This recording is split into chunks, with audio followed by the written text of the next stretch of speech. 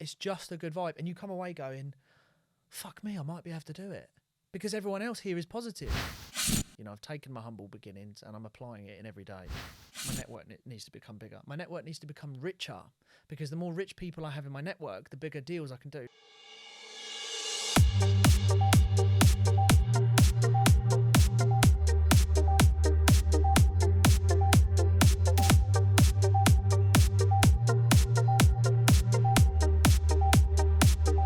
So welcome back to the podcast. We've got Aaron Knightley, entrepreneur. He's from Peak Performance, and actually I'm going to let him do the intro because we've got Paul Stapleton, his business partner, here, and I can see him. He's eyeballing me at the minute. So Aaron, welcome to the podcast, mate. Cheers, mate. Yeah, Paul's a flirt, isn't he? Yeah, look, Aaron Knightley of Knightley Investment Group and Peak Performance. We've got a lot going on.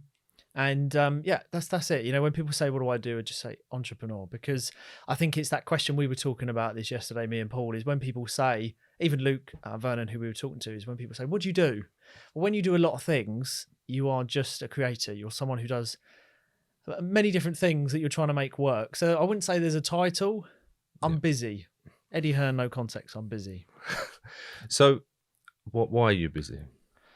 Always have been. From an early age, I've always been busy. I've always never been able to sit still, never got on too great at school, didn't really take to academics, been very involved in high levels of sport. I've always had a lot to say. I've always been that guy in the room where, you know, regardless of size, I've always wanted to hold conversation. I've been very confident. I've been very out there. I would say that it's a blend between my old man, thickness of skin, very ruthless, very to the point. Mum, bit of flair, bit of sass, and that's kind of where that built from. So just been very busy, and it's not until you get later in life and you realise that where you need to channel it. Ended up sort of getting into business, enjoyed that, learnt about finance, been very strict, routine, disciplined, loved my fitness, which has kind of merged me and moulded me to what I do today, which is a lot of different things, but it's in a, you know, I'm enjoying the process. It's a journey. We're you know, we were just talking obviously on Paul's podcast. We're trying to do a lot of things, and we're very consistent. And going back to, I'm busy. So take me back to obviously when you just spoke about your dad there. What was it like growing up for yourself? I'm always thought, as you know, as I said with Paul and everyone else, why have you shaped yourself, or what shaped you into who you are now? When we grew up, me and my sister, you know, my parents have always provided. We didn't have a lot, but they've always given us a very good life. They've always been there. They've worked extremely hard. So I've seen nothing but hard work, grit and determination to provide for their children. So that I've really adopted that for my son. And I've seen that all the way up until this very day. And, you know, from my dad, I've never seen my dad cry. My dad was served a long time in the military. He was very ruthless. He had a very hard upbringing. You know, his parents left him in a house with his other siblings at 5.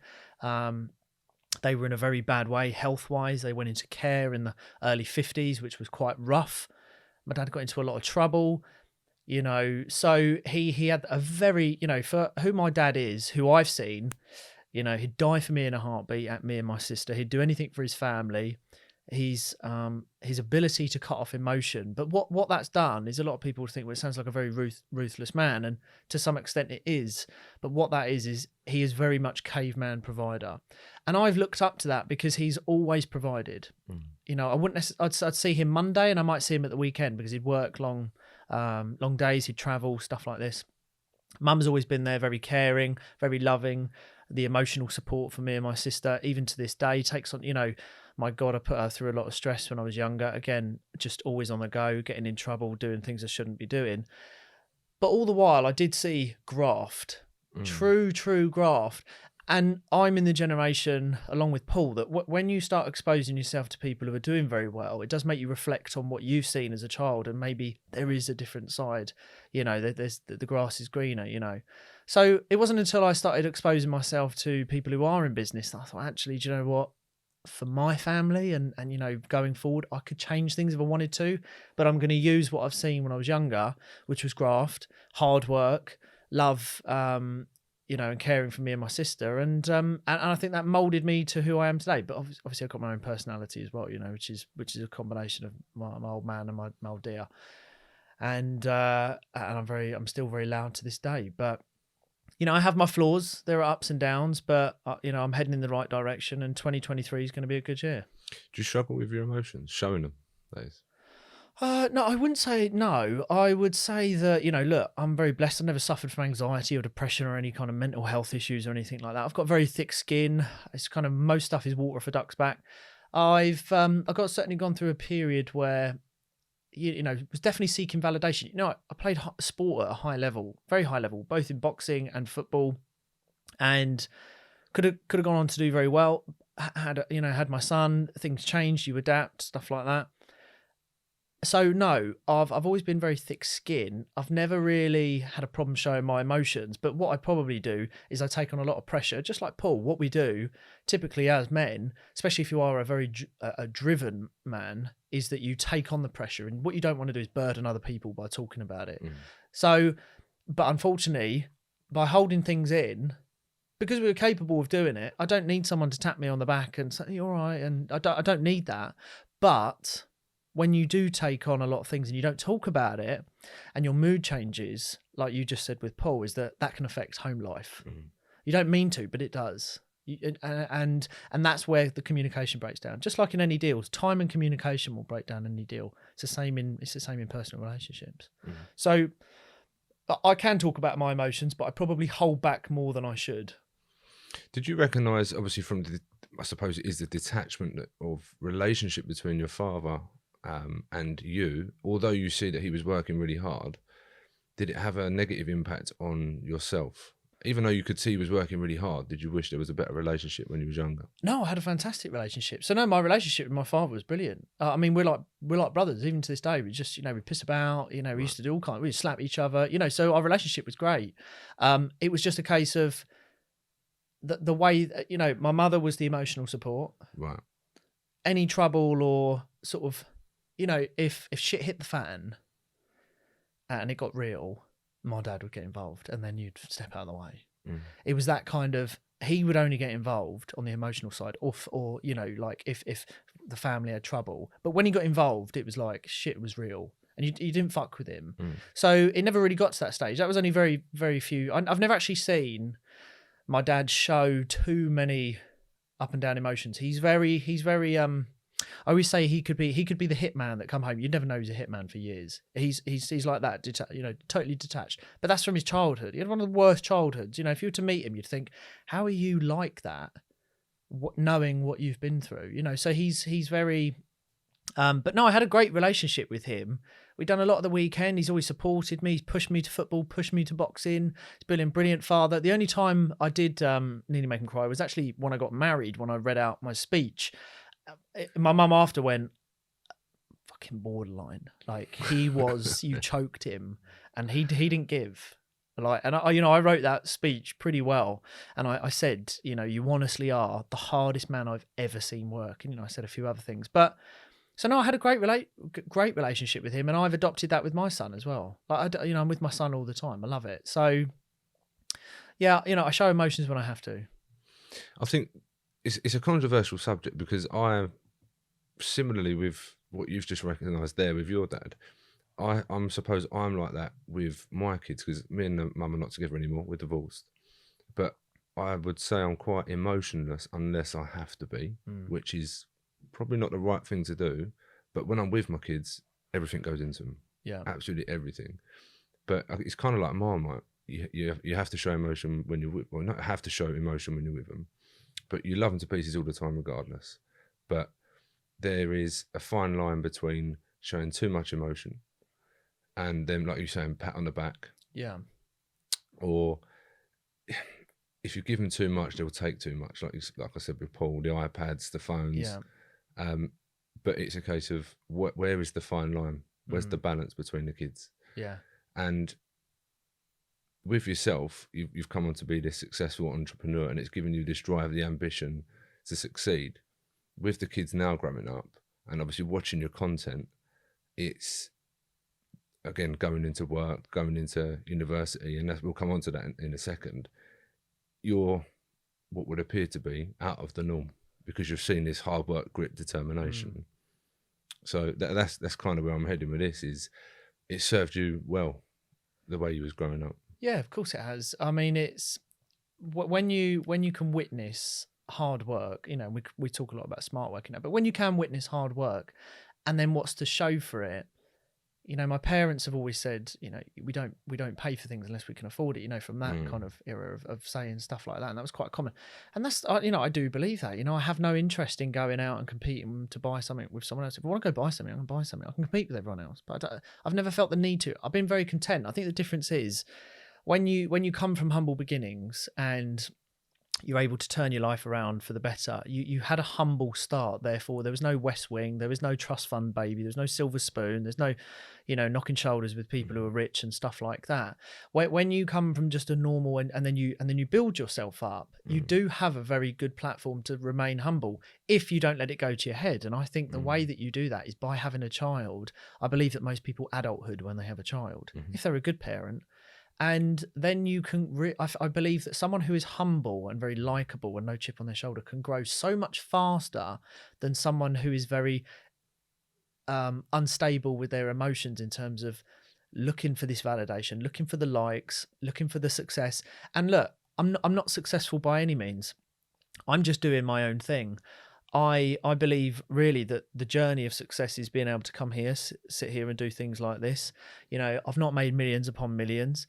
I certainly would like to get to the stage, you know, I was going to shout, you know, from the sidelines there, but, you know, peak performance, next 10 years, we'll sell it for 10 to 20 million pounds. Guarantee it. I'll sit here and I'll say that confidently because that is what we are driven to do. And we are willing to move, adapt. We've got incredible people around us. You know, TEDx sold for, what was it like? It was something like 60 revenue of, and estimated in and around between like the 40 to 60 million dollars. They did that in like a 16-year period.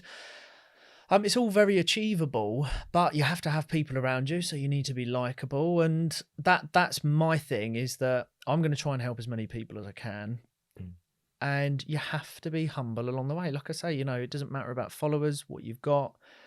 If you remain humble and open, so many doors are presented to you, and that equals rapid growth. And that's where I'm at the moment. You know, I've taken my humble beginnings and I'm applying it in every day. So then obviously tell me what school was like for yourself, because obviously you've told me that you've got up to quite a high level in your sporting career, but what was school like for yourself? I didn't really pay attention to school. You know, I had no interest. You know, I can't, with maths, right? Let's just sum up maths. You've either got it or you haven't. Yeah. Your brain either works in that way. It's like trying to say to, you know, there's this kid, I won't say his last name, but he was called Edward. He was in my primary school and then went to my secondary school. You know, he could just pluck numbers out, you know, and lo and behold, he became a barrister. He's somewhere in London, you know, he's earning probably a decent wage, but he just had it. You know, he just, you know, he was a bit goofy. He was a bit of a boff, but he just got it. But he'll never build multiple businesses because you need confidence. You need that drive. You need the self-belief. You need that bit of cockiness, you know, within a certain degree to go on to do something. So at school, I didn't like maths, didn't like science. English was boring. I've wrote books. I'm not going to write more books. You know, I've done blogging. I enjoy writing, but I've learnt that myself, you know, to change things and vocab and stuff like that. So I didn't like school, but I loved my football. I loved boxing. You know, I was blessed that I played at a high level for Brighton from the age of 6 to nearly 17. So I was able to leave school twice a week, which was all legit. And I'd go train with the reserves and the pros and stuff like that at the time, you know. So I was very just sports driven. I had no interest in school and I wasn't very good at it. So I just, you know, I got into a lot of fights, got into a lot of troubles, hanging around with the wrong people. And that carried on even when I left school for a bit. It was basically all until I had my son, in all honesty. So what do you have to become an entrepreneur? I think you've got to be very self-driven. I think you've really, you know, look, entrepreneurship, I do also believe can be taught, and you can learn it, and it can come out of you. Everyone has the ability to do more than what they're doing. You know, absolutely. There is no discrimination in this game. No. You know, it is like poker. That old saying of everyone is playing the same game. Everyone's just got a different hand. You know, but you can have a good poker face. You can go all the way to the end. You can, you can fold. You can check. Whatever. You can go at your own pace. But I think when you are someone who doesn't like going into a workplace and you're like, oh, I don't like this, and then you change job and you change job again, and you just can't find your feet. There's probably early signs there that actually you've probably got a lot in you. Now it's about focusing, because criminals, like we've said before, criminals can go two different ways. They could be guided down the right way if they meet the right people, or people continue down this sort of illegal route but become a criminal, but then they can still earn a great income from. You just touched on something with criminals there. They're creative. Yeah, they are. Well, it's exactly the same, but the guidance is different. Mm. You know, I could have gone down the route. I'm sure you could have. I'm sure Paul. It's your environment. You know, we're talking a lot about environment recently, and it is. You know, a lot of people who comment on social media, and it's all about you can't do it. It was easy for you and stuff like that. Well, that's clearly an environment that they're in. I'm not in that environment. Paul's not in that environment. Neither are you. It's about happening. Like, what's going on? What's the opportunity? Who can I learn from? So mindset's obviously a big part of this, but anyone can learn to be a creator, because that's essentially what it is, you know, making something from nothing, and being a bit of a busybody. I've always been a busybody. I think most of us are a busybody. Can't sit still, you know. Even there, as I'm doing Paul's, you know, I'm doing TikTok and I'm uploading, I'm replying to emails, and I'm never stagnant, never idle, you know. I think it's important to stay calm, be still, self-reflect sometimes, but also be creative at the same time. Because if you're still for too long, like as me and Paul said, then obviously that's a dangerous game. That's a dangerous game. But for someone like yourself, when did you realise that this is just not for me? Obviously school, early doors, but was it before that or just? So I was, so when I was in full-time employment, you know, I had a few jobs, but my last one that I was at for many years, I met an old friend whose mum actually used to look after me when I was a child, and they've been family friends for many years, you know, going back to my mum, his mum, nan. I never knew my nan, but they knew each other. Anyway, he was in property, done very well, family done very well, and he said to me, do you want to get involved in a project one day? I said, sign me up. I knew he was doing very well. And anyway, so we started going into projects. We actually did a couple of, you know, I used to be heavily involved in property nearly 10 years ago. And that's how he got me started. But that's kind of where I was introduced to finance. I went to a few meetings in London when they were talking big numbers, raising money. And I was sitting there thinking, fucking hell, this is like talking about it like it's a fiver. I'm thinking, why are they talking about it like it's so easy? This is in Mayfair. Anyway, I came away and I spoke to one of the guys that was there, and he was like, you know, the presentation was good. You're good at numbers. You know, give me a calculator. I'm good at numbers. Like all the teachers used to say, well, you're not going to have a calculator in your pocket when you're older. Well, we do, don't we? So give me a calculator. I'm great with numbers. I've always had a good money smart sort of head on my shoulders, always been very sensible, never kept up with the Joneses. And when I realised the money that some of these people were making, I started going back to London, back and forth. I was back and forth to London all the time, just meeting people, going to different events. I was very likeable. I get on with a lot of people. I was making good friends. Aaron, we want you to come up, meet this guy. We want you to come up, meet this woman. Let's have a coffee. Let's do this. But I was being very picky with my time. Because look, there's so many people, and one bit of advice I would say to people, if you're watching this, I get offered to meet people a lot of time in London, just for like a coffee and stuff like this. It's a waste of my time. It's no disrespect, but what's the point? What are we getting? Where's the synergy? Where's the collaboration? What's the growth? Look, let's have a Zoom. But it's even borderline paying for the Zoom, because time now is so tight that you really have to bear in mind return on time invested. And I started that entrepreneurship journey of going, actually, I like this spice of this entrepreneur world, and what my old friend has, this property, that kind of opened the door. As soon as I was introduced to finance and what people were earning, I was like, this is big money. And then when I first done my first ever deal where I earned a high amount of commission, I earned more than my manager was earning at the time in less than a month. You know, it took a few Zoom calls and a few meetings and done. And that was when I was like, okay, I need to do more of this. And how can I do more of this? My network needs to become bigger. My network needs to become richer, because the more rich people I have in my network, the bigger deals I can do. None of this little $2,500 sort of piddly stuff, big numbers. And I'd done that all covered in tattoos. that's the other funny thing about this is you line me up with anyone that sort of does a very similar thing to me. None of them will have tattoos. They'll all talk very toffee and they'll look very different to me, which I think also plays in my favour because I've managed to push through that barrier, which other people are able to attach to me and go, oh, okay. And that's why a lot of people relate to me because I'm no wishy-washy. We're sitting here wearing a Rolex. I'm not trying to fluff anyone. It is what it is. So, and then I just doubled down. There is a stigma attached to people with tattoos on their hands, neck. What would you say to them? Well, people that are looking to start now, for example.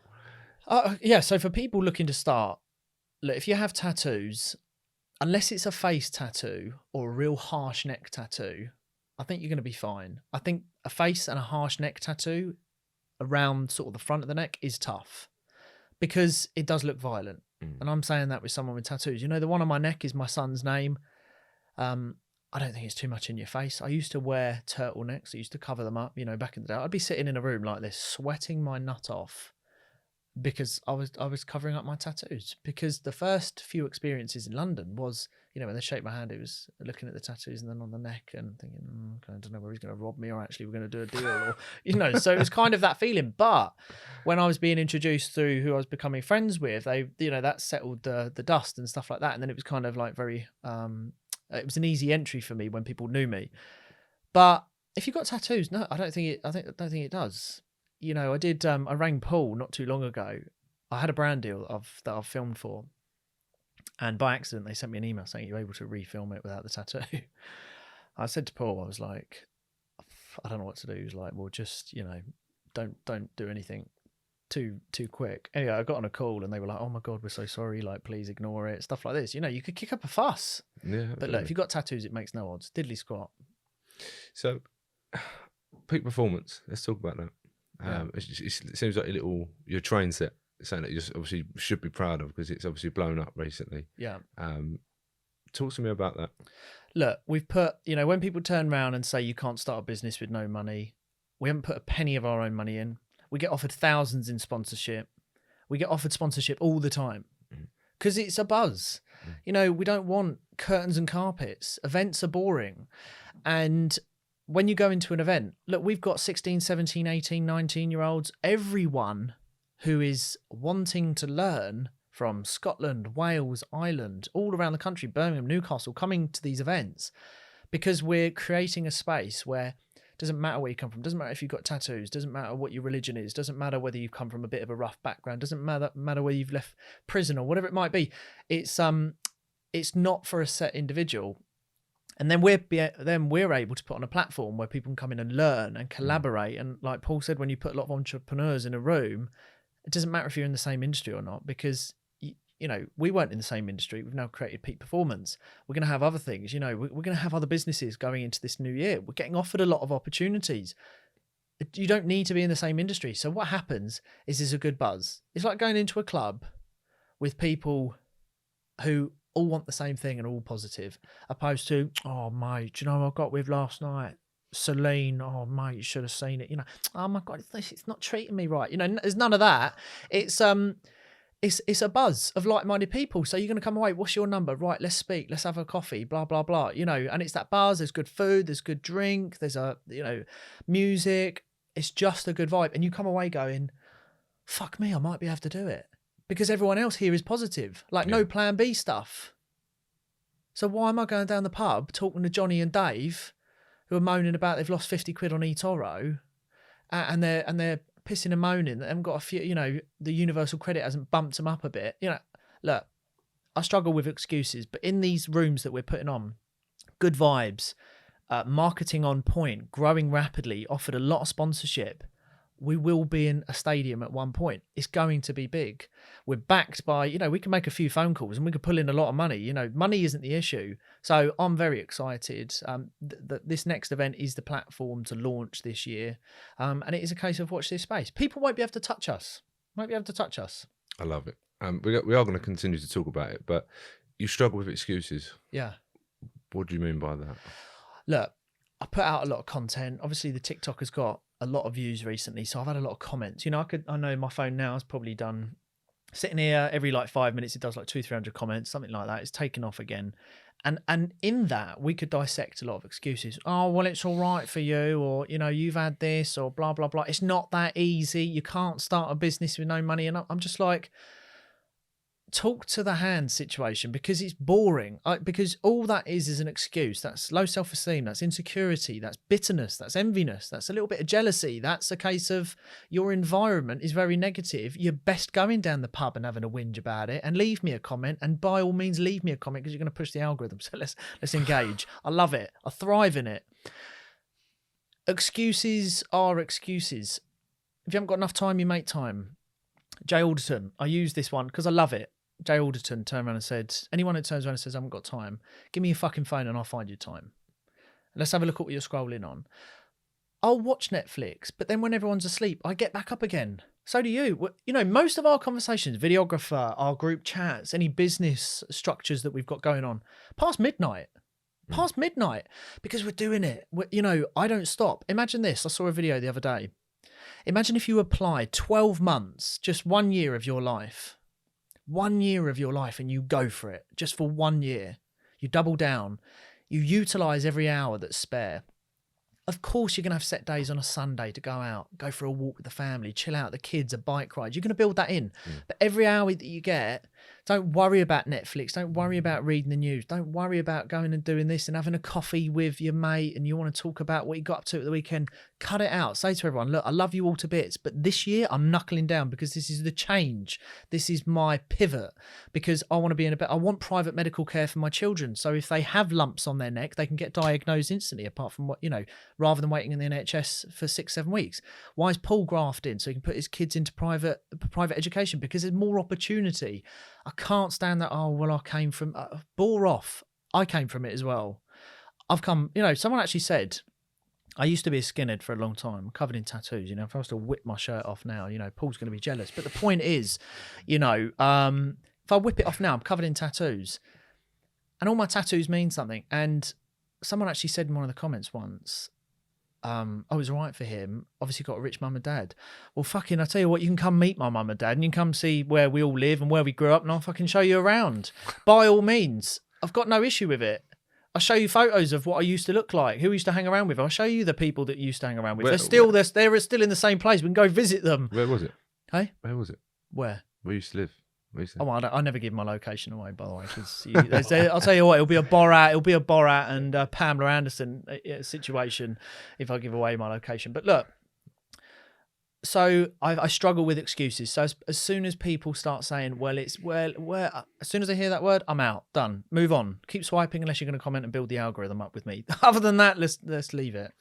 So one thing I would say about that is I was exactly the same. I doubled down, but I drove my partner away.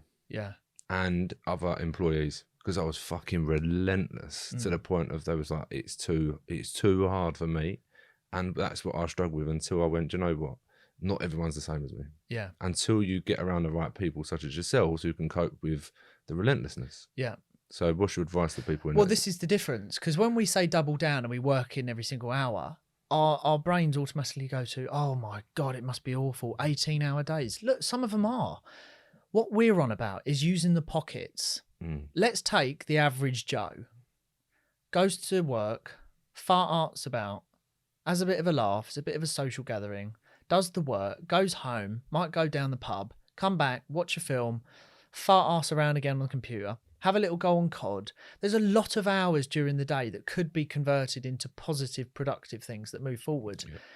But yeah, you have to build in time. I spend a lot of time with my son. I do a lot of family things. You know, we go out on a lot of days and stuff like this. But it's about working in the pockets. Again, there is this, it's case by case, and it's each individual to their own. Sleep. We could talk about this all day. How long do you sleep? What's a healthy sleep? I don't sleep many hours. I'm good. I've done it for 10 years. Your body does adapt. It's like going to the gym, right? There's good stress. A lot of people go, oh, well, you're going to bring on cancer early. No, it's rubbish. This is stress that your body is able to deal with. So when shit hits the fan, it's stress that you've been through before. It might be worse, it might be a little bit less, but you've been through it. It's like muscle memory. So you can adapt to it. The pockets in the day and utilizing time management better is if someone is watching this and they're thinking, but Aaron, I hear what you're saying, mate, but I haven't got the time. I don't know where the pockets are. Then you can replicate what I did. Wait for every fucker to go to sleep, then get back up. Watch the Netflix, go out for a film, or go get some food. Whatever you're going to do, let the family go to sleep. They go to sleep at, say, 10:30, 11. Work from 11:30 till 1:30. Why do you need 8 hours? Why? Why are we? Where's this 8 and 10 hours come from? Well, Aaron, it's unhealthy otherwise. Well, okay, try it. If you don't like it and you can't do it, then find the hours another way. Perhaps you get up earlier. Oh, I don't want to do that. It's really cold. Right, we don't fucking want it. This is the point. You don't want it. All you're doing, I'm giving you an answer which you can fit into your lifestyle, and you're countering with, well, it's not going to work. It's unhealthy. Right, well, what do you eat the weekend? Well, I had a big Chinese and I did the old Johnny Fisher. Bosh, I'd 1 to 100, on the order. So, there is a counter for everything. Hence why I can't do excuses, because someone say, oh, I wouldn't do that. And then I go, okay, what do you do then? Well, I go down the pub. Well, how many pints do you have? Well, only 2. Well, okay, I buy a protein shake and I work out. But then I'm done. And how long are you at the pub? Well, 3.5 hours. Well, I do an hour, smash it out, and then I'm back and I've got 2 hours of work. Well, it's all right for you. Oh, here we go, sausage. So, yeah, I struggle with them. No, I completely agree. I'm exactly the same. But there was so many parallels there. There really is, because, again, I'll come back to what I've done with my now ex-wife. All of my family, which is hard because I drove them away, and even to this day now, they struggle to understand my relentlessness to work and create other streams of income, as I have done, because they don't understand why I would want to do that. Yeah. And add pressure, stress, when it's unnecessary pressure or stress. I don't see it as that. Yeah. So for anyone listening, they may be influenced by the outsiders, if you will. Look, if it's that. Look, I hear you, and we're all feeling it. I can tell you that we're all feeling it. We've all been through what you're saying, and we're still going through it. It's. I don't necessarily. I won't take it on board because I've distanced myself in a healthy way. Yeah. Because I've built it's not a barrier, but I won't take the negative. I won't take it in. I know where I'm going. But you have to ask yourself the question. We do everything for a reason, for family and stuff like that. You wouldn't want to have a load of money and not anyone to spend it on. You could find things to spend it on, but ultimately, if you weren't doing this, you wouldn't be fulfilled anyway. And you would lay there on your bed one day in the future with the man in white sitting at the end, and you'd think, oh, fuck, I should have done it. I should have, because you do have to be selfish first, but you can balance and work the selfishness around. And look, people change, lives change. We are very used to back in the day that you marry someone and that is it. If you go back to the 60s, that's exactly it. Whether there were problems or not, you stick with that person. I just can't fucking sit there. I can't sit and not do, or I can't sit and do a 9 to 5. That would kill me. That would reflect in your home life as well, because you wouldn't be happy. Absolutely. So when I bought my first business, debt recovery business, and within 2 months, I got my uncle in to run it. I then come out, bought property, bored. Yeah. So boring. Yeah. I was like, right, next. Yeah. Then bought more, built the property business up, and bored, next. Yeah. Next thing, next thing. Similar to yourself. Yeah. Similar to Paul. It's like, right, what do we do now? Investing into other things, other assets. So it's like, right, now social media, bang. But the other thing is as well, if you are someone that is a busybody and you want to fulfill and you want to push yourself, the problem is we have an abundance of opportunity. It would be silly to go, oh, well, I've done 2 things that were available to me when there's 10 more to do. And the 10 more will only provide a better life. But yes, you do have to try and find a happy medium. But the problem is that's constant work. It's constant fluctuation of trying to find this balance, because I don't think there's balance. I think you do what you can do. And look, we can walk down the road and we can see couples and we can see families. Yeah. None of them are perfect. There is stuff going on in every single one of their lives. And for anyone who thinks they're not, it's total in denial. It's look, life is up and down and so fast paced, so short form content in everything in our life. For us, we want to consume things quick, and that's very hard when let's put it this way, social media really has popped in these last 5 to 10 years for everyone to realize that, oh my God, if we really want to do something, we can. So it's been very recent. So if we go back 10, 15 years, it was a bit slower. It was very kind of family life. It was just 9 to 5, that because there wasn't all this opportunity where people can literally pick up a phone and earn thousands or build businesses in a year. But there is that opportunity. So if you're someone that's got a bit of savvy and you want drive, you want to take the opportunity, opposed to sitting on that bed and thinking, fucking hell, I didn't do it because you get fucking moaning at me, you know, and that will lead to bitterness. Not everyone's like that, but you do have to fulfill yourself first. But of course, trying to do it for the right reasons as well, and a bigger picture. But kids are a great reason why. Absolutely. But you have to be, as Paul said, selfish. And you have to do it for yourself in order to do it for your kids, for example. So in my case, it's exactly the same. I do it for my kids, but I had to do it for the right reason, for the podcast. The podcast for me is therapy in a way, to be surrounded by the right people to drown out the negativity from, again, comments, people on Instagram, TikTok, whatever it might be, YouTube, whatever, and other people surrounding. Likewise with yourself on TikTok. It's irrelevant what they say because it bumps the algorithm up. But I would imagine, what have we got now? Like 4.5 million likes or comments, and it's I've done over 150 million views in the last 6 months. That's just ridiculous. So, and that I'll probably do from what I'm thinking, I'll probably do another 30 million views in the next couple of months. So let's talk about the monetization of your social media. So what have you got planned for that? Well, it's exciting because, look, you know, and bearing in mind, I'm small fish, you know, so we know some big TikTokers. We're rubbing shoulders with big TikTokers behind the scene and people in social media who are earning a lot of money. So look, I'm small fish. I'm not even touching the sides, but I've got my goals and I know where I'm going. But have I grown rapidly? Yes. It's consistency, as Paul said. It's just, and look, you know, also being humble along the process of growing is that, you know, when we talk about my podcast wouldn't be where it is if it weren't without Paul.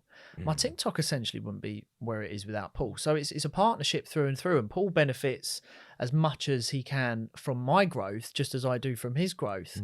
So it's also being humble in the fact that actually it's you know, people see more of my face on camera, but then there's a lot that goes behind the scenes. So the partnership in growth through all of this is equal through and through. And the thing with TikTok is obviously, of course, I'll benefit from the brand deals, and the brand deals are very lucrative. So you can earn from like 6 different ways on TikTok.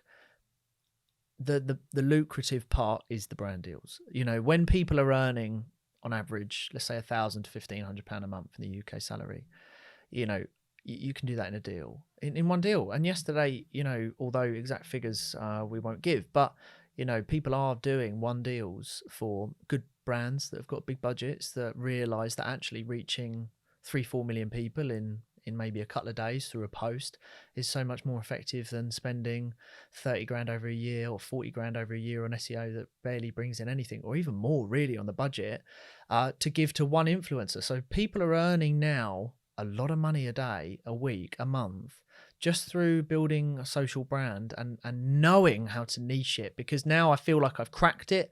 I've got some big plans. There's a lot going on behind the scenes. I can tell you now, over the next 2 months, my account will go from, I think I'm at nearly 130,000. I've done like 15,000 in less than 48 hours. Followers, it's popped again. The algorithm spiked, done a few million. I'll reach 200,000 pretty quick, I think, and we're going to do multi-million views in the next couple of months. And of course, that's going to be backed by a revenue stream. And going forward, it puts you in a position of demand. You know, it's your price tag over your head. But I will not change along the way. I'll literally be the same person. That's the difference, and that will open up more doors for me, because I know too many people that they've got the following, especially on Instagram. I mean, we had someone once at our event who was, you know, I'm gonna beep, who said something and was like, "Oh, I'm so and so," and I thought, "You're a fucking idiot." Like, no one fucking cares. Like, drop the arrogance. No one cares.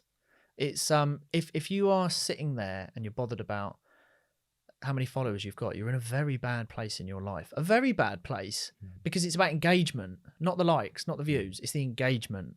It's about the reshares. It's watching something and creating an emotion where you go, God, I really agree with that. I'm sending that to Dave. Or, oh my God, I can't believe you said that. Wait till Lucy hears this. Share. That's what it's about. Content is about creating that engagement. It's about being Marmite. Either let someone know that you like them or that you don't like them. Don't have this like, oh, I'm not sure. I'm trying to work her out or work him out. I haven't got time for that. So the lucrative side of TikTok especially is massive. If you apply yourself, short form, you nail it, you learn about it, you stay close to it, it could become your biggest revenue stream. One post I see you done on there was about the homeless. Yeah. That popped. Yeah. That really popped, didn't Yeah. it? Explain about that. Why has that gone viral so much? Look, I'm not going to charge any of you for this because you normally have to book a one-to-one, but look, is that you have to tick boxes. When you post, I've learnt now that you can't post any piece of content that people aren't going to go, I don't agree or I do agree. Because the problem is there's no point posting content where people go, oh, right, next. Our thumbs are very quick to swipe, yeah? So what you need to do is you need to have the hook. It's all about attention and retention. Julius Dean explained it perfectly on camera, which is out tonight, but also off camera. And you need to have people comment and share. That's what makes you grow. Comments and shares. If you're watching your piece of content back and it doesn't allow people to comment and get involved and create an internal argument. If you look at all the videos that popped, I think I've done something like maybe 20 videos that have gone above 1 million, a lot of videos that have gone past 500,000 and many videos that have done more than 250,000. And all of them will have the same thing. Everyone's arguing between themselves. They're all debating. So I don't even need to get involved. You know, now if I was to pick up my phone now, there'll be people back and forth. You know, and when you go on some of the comments, they've had like, you know, one comment will have under one comment, it'll have maybe like another 1,000 comments under it because they're all engaging, they're all arguing, and that's how you grow. The problem is you get a lot of people that piggyback off content, and it's been very apparent most recently that people are piggybacking almost nearly word for word my content, which is hilarious. But you know, by all means, do it, but you won't catch up. I'll ask you now. I'm not going to piggyback, but what's your thoughts on homelessness? Look, it's something that's been. This is a close subject to me. It's something that's become a lot bigger for me. I feel from the sort of end of last year that it's something I want to give back a little bit more, and also, you know, we Paul and I, we talk a lot in terms of like when good days, bad days, and stuff like that. And really, even on our worst days, this is all a part of the success journey. And when you walk past a homeless person, and what it was, there was a couple of people. Paul, do you remember the guy in the tube? There was one guy in the tube, wasn't there? Do you remember he came along? And I don't know why. I think that was a little bit of a start of it. There was one person before that. Anyway, this guy came along in the tube. He looked at really in a bad way. And I thought he was about my age. And he just said, I really need help. That kind of sparked something. It gave him a change. I don't normally have change. And then from there, I've just made more of an effort to talk with homeless people. And understanding that they go into a location, sit there in the pissing wet, and hundreds of people pass them and they don't talk to them. You know, they've lost all dignity. So it's been more of a big thing. And then recently on Christmas Day, I went out and fed the homeless people. Didn't video it, didn't look for viral videos like a lot of people would do. Just went out with a friend of mine. We made up a load of lunches and we fed about 41 homeless people on Christmas Day. I've never done that before. So yeah, it's just become a bigger thing to me. So obviously there was some content around it, but that was actually before I went out and did those things. So it's just a talking topic and it's a good reality check. Things aren't so bad when our worst days are probably actually their dreams. See what I mean? Yeah, no, I certainly do. Again, people will know my backstory because it's on a lot of the podcast, and yeah, it's a close subject to myself. And if only more people would understand what they've been through in order to get there, it's not always what it seems. Massively, yeah. They need to understand that. Again, listening to you, I won't take the clip away, but they've got to go and listen to your clip, and it's not always a certain situation that it would appear to be. Yeah, but there's a reason they're there. Not always the one that you think. Oh, of course. So, yeah, and it, you know, I have quite a high bar now. You know, I have some incredible people in my network who've made a lot of money, and they do a lot of charitable things. So I feel that that's also set a bar for me, because if they're able to do that, I feel that I should do a little bit of my part. And also, that's also another bar for me to why we shouldn't have to put up with anything like in employment and stuff, and like lack of respect for another human being. This is the gripe that I have, is that we're all human beings, regardless of where we are on our journey. The respect level doesn't alter because of where you are in your journey. From a homeless person to someone who's extremely successful, the respect shouldn't drop. What that is that's people feeling uncomfortable. Oh, he's dirty, or she's dirty, or smells a bit, or, you know, oh God, they're a drug addict. But that doesn't mean the human respect should be should leave someone. That's just called being snobby and being pompous. So that obviously tied into the whole employment thing that I talk about is just the human respect. That shouldn't actually be lost. Unless there was a huge criminal, you know, like unless it was something extremely awful, why someone went to prison or they did something awful. Of course, there's levels that you will lose respect for. But when you do see homeless people, or, you know, certain situations, or the way people talk to each other, it's just about being respectful, and there's not enough of that. I just want to quickly touch on this before we do end up wrapping up. College, university, and employment. It's a controversial subject for yourself, I know, but what's your thoughts on going to college and university? I think you should. You know, look, I went to college and uni. No, I didn't really. Go as all my content. No, look, I didn't. I've got nothing against college and uni. What it is that I didn't go, but I've still managed to do all right. I'm still on my journey. But a lot of people, it offends who are at uni, because it's like, well, my mum and dad went to uni, I'm going to uni, and you're offending me. And it's quite funny, really, because the best individuals who make really good decisions are the ones who take the negatives and the positives, and then they form their own decision bang in the middle, and then they can be content with both sides of the coin. So it's funny when you spark that emotion, and I'll comment, you see a lot of my replies are ruffled feathers, and I just send that to people because it shows a lack of control on their emotion. Look, there's no right uni, college, go straight into self-education or into business or employment. There's no, you know, because you do what you want for you and your family or your personal life.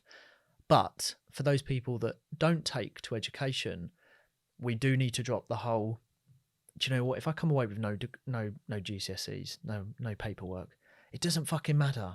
Because you can come away, go to your bedroom, study, and start a business. You can do it, and you can be super, super successful. And a lot of people, the reason they want to squash that idea, and there's a lot of comments that say you shouldn't be promoting this. I mean, don't get me wrong, 90% of all of my content is in favor of what I say, because I'm being, you know, it's relatable. But the 10% that do disagree is because what it's doing is it's showing an insecurity in them.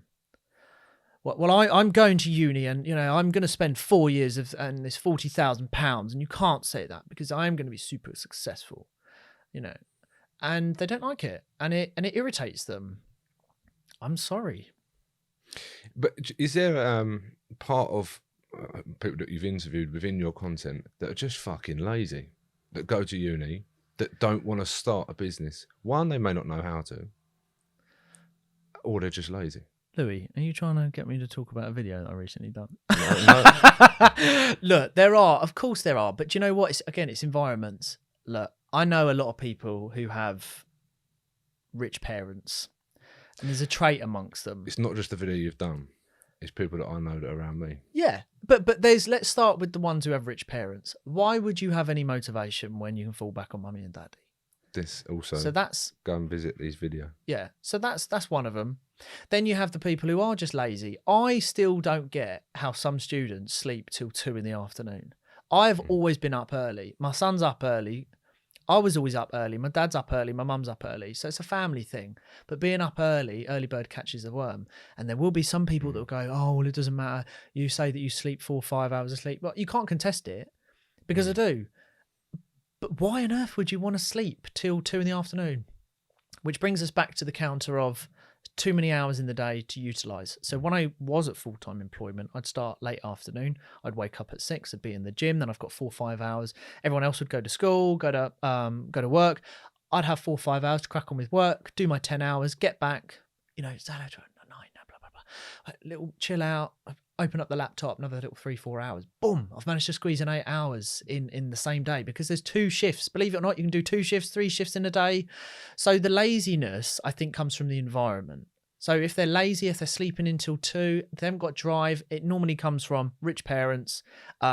no motivation, friends, or just smoking too much on the old puff, and they don't want to get up. That's typically what it is.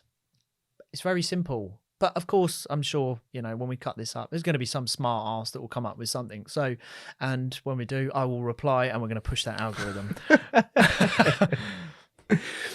I mean, yeah, no, I've no doubt about that, mate. What is the motivation? What motivates you to succeed? I want to just have full flexibility to go, if I want to go to a rustic cafe in a village one day, I can do that. If I want to go chill, if I want to visit an old medieval village, if I want, to have private medical care, to have options, if I want to go have a really fancy lunch one day, I can do that. If I want to buy a nice car, I can do that. Whatever I want to do, I just want that flexibility. I'm not bothered about having millions upon millions upon millions, although we will, mate, we're going to get there. But I'm not bothered about it. I'm just, I've said it before, success and happiness to me looks like 2 little semi-detached bed house in the country, copper pans, little dog, little plot of land out back, shooting on a Sunday, clay pigeon shooting, little roast dinner, very quiet, electric car, no one fucking knows me, little pub down the road, just chill, quiet. That's my thing. Not bothered about anything else. Semi-detached, tiny little place, little fire. I'm good. So I'm not bothered about trying to do this whole Lamborghini, Dubai, all this fancy stuff. Not bothered about it. I'm just very, very simple. But to have cash in the bank to go and do what you want. I think what's important for everyone to listen, and the takeaway from yourself is it's okay to be busy. Yeah. It's okay to not just do the 9 to 5. It's okay to create other streams of income. It's okay to go to work and think, right, okay, I'm not happy, so I'm actually going to try and create other streams of income, other things. I'm going to try and create something better for my life. It's okay to have the uncomfortable conversation with the wife, with the family, because a lot of people probably want to have it, but don't. Yeah. And I would imagine you did at some point. Look, let me finish it on this. It's very taboo in the UK to talk about money, success and business, and wanting a little bit more than what the average would want. That's why it's an awkward conversation to have, because people don't like talking about money. They don't like being in a situation where someone may not have the drive or confidence to do it, but sitting opposite someone who's saying, I'm going to do this, I'm going to do that. And that's why you can't talk about it in employment, because it reveals insecurities and a threat to someone else. Imagine 2 guys sitting there at the canteen having a chat. Look, I've been there having that chat. Mate, I'm going to do this, do this, do this, do this. I'm going to build this thing. I'm going to have this for my life, my family. We're going to have all this. And the other guy going, oh, I'm going to be back here tomorrow for the next 12 years. I don't like what you're saying. It makes me feel very insecure. I'm going to go grass on you now. I'm going to go tell the manager. And off they go. And that's the feeling that leaves people. So that's why you can't talk about ambition in corporate world, because it reveals insecurities in other people. And it's fine to work in employment. I loved my last job. But if you want more, there is more to be had, less excuses, more productivity, work it around your family life, and pedal to the metal. Aaron, it's been a pleasure. Where can people find you? They can't. I mean, look, Aaron Knightley on the handles on everything, to be honest with you. Just search me, Aaron Knightley, Instagram, TikTok, stuff like that, mate. And, I answer all messages as well. Like anyone can message me and stuff. Brilliant. Thank you very much, mate. It's been a pleasure. Pleasure, dude. And you're big as well.